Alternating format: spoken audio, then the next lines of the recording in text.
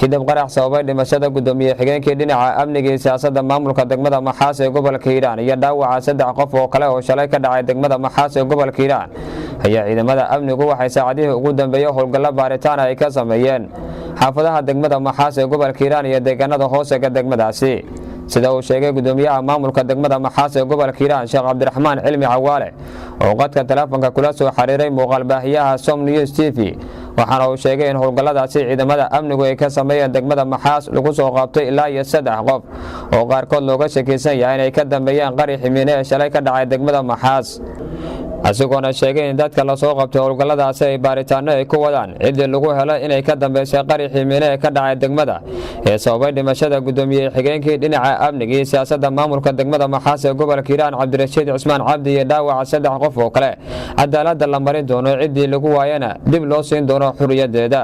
waa kan gudoomiyaha maamulka degmada Maxaas ee gobolka Hiiraan Sheekh Cabdiraxmaan Cilmi Cawaale oo ka hadlaya ujeedka howlgalladaas tirada dadka lagu soo qabtay ee looga shakisan yahay qaraxii shalay ka dhacay degmada Maxaas ee gobolka Hiiraan iyo xaaladda amni ee degmadaasi waxaana hadaladiisii ka mid ahaa shalay qarax ka dhacay degmada Maxaas ku dhintay gudoomiye ku-xigeenkii koowaad ee degmada Maxaas ku dhintay 2 qof oo kalena way ku dhaawacmeen ilaahay ha u naxariisto eeladiisina samarin ma allaah qaraxaas aad u culus kan weyn oo ahaa ninka gudoomiyaha ku dhintay ilaahay naxariista ka waraabiyo adiga ilaa 20 mitir camal oo kor uga qaado dhulka dib weyn lagu geystay dhimashada keedkeeda hadoo leedmo qaraxaas aad u kan weyn oo واجتي dadka ku dhaawacmay qaraxa xagee la geeyay dhaawacyada marka halka guud ee degmada Maxaas la geeyay dhaqaatiir caalami ah joogta oo wareysiga lagu sameeyay wixii qalin u baahnaa qalin lagu sameeyay wixii taasoo kala baahnaa daaweyn kalaan waa loo isticmaalay marka insha Allah taala isbitaalka guud ee degmada Maxaas la geeyay dhaqaatiir caalami ah joogta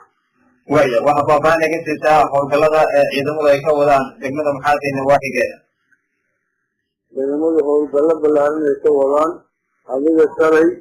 ilaa xalay 2 nin la soo xiray saddexaadna maanta la soo xiray adiga weli howlgalladii waa wadaan heer kale dooran ma aqaano dowladda ka noqdo kolay ejibkiisa ku cadaadana waa shaqada la waafajin doona ejib ku cadaadana xornimada la soo doona insha Allah taala ma jiraan marka cid si rasmi ah looga sheekaysan yahay inay ka dambeysay qaraxii shalay ka dhacay degmada Maxaas oo ku geeriyooday gudoomiye xigeenkii amniga iyo siyaasadda degmada niyow dadku waa soo qabanoo haya weli hadda waxaa la wadaa howlgalladii iyo shaqooyinka la wadaa shaqada weli wadaa howlgalka weli socda insha Allah taala waxay laga tiklada ma la soo qabanaya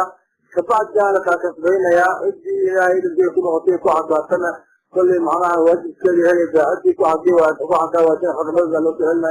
وكذا كلامي كلامي لو يقولون توجيه كانوا يجروا يدخل قلبي على يجروا وحنا سقطوا على شيء ويا والقلبي على يجروا ومعناها باي ثاني وقوتي هذول الوقت يجروا قلبي يجروا وسيله ما كان حالة أمني دمر المحاسن قبل كيران عرض أبلوي عن تاي أبدا وقت عمل عمل جيران كل يقرأ حاسة هو وريه وكل ما يقول هو وريه لا كحالة كجاري وكعكوب في حالتي وحاجة ودي قرع معنا لمسجد يستوقع بهم إن شاء الله تعالى دينه وأنت تبع عنا وكعسيها وإنه هو غير كالعيا إن شاء الله تعالى كل يأتيك وعطاتنا ترجع وقدمنا إن شاء الله تعالى هذا ترى هذا بنيسو كدومية قرح كذا هذا ملا محل ما مثل كل أبوها سيوها جاري يوسفنا ما بمب عنك نقصروها بل ما ترى قرح النوعها